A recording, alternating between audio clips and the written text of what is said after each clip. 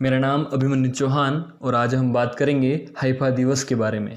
23 सितंबर को हर साल इजराइल में हाइफा दिवस मनाया जाता है और भारतीय सेना भी इस दिवस को हाइफा दिवस के रूप में मनाती है।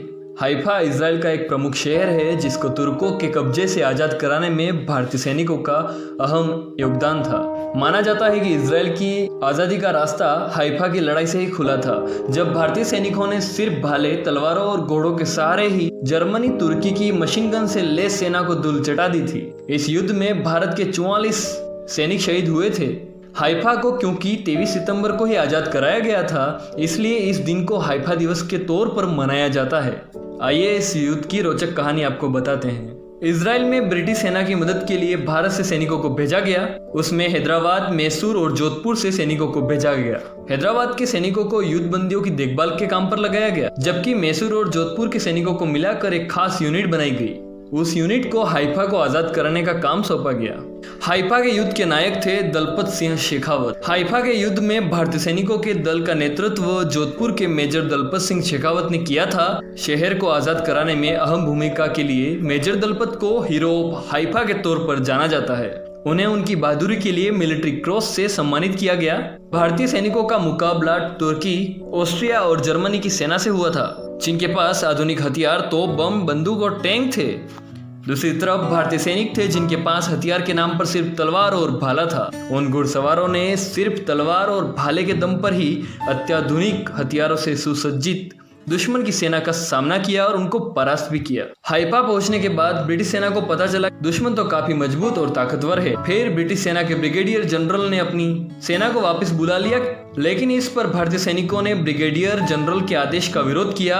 भारतीय सैनिकों ने कहा कि हम यहाँ लड़ने आए हैं और बगैर लड़े लौटना हमारा अपमान होगा। अंत में उनकी जीत के आगे ब्रिटिश ब्रिगेडियर को झुकना पड़ा और उनको हाइफा पर हमले की अनुमति दे दी।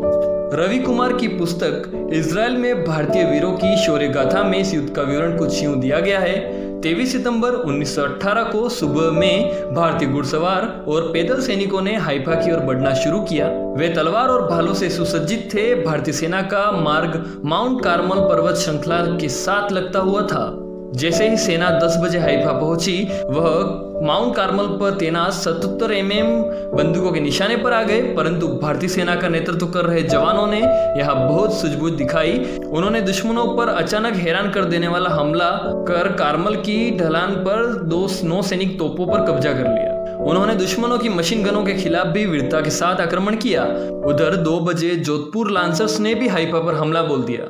मजबूत प्रतिरोध के बावजूद भी लांसर्स ने बहादुरी के साथ दुश्मनों की मशीन गनों पर सामने से आक्रमण किया। 3 बजे तक भारतीय घुड़सवारों ने उनके स्थानों पर कब्जा कर तुर्की की सेना को पराजित कर हाइफा पर कब्जा कर लिया।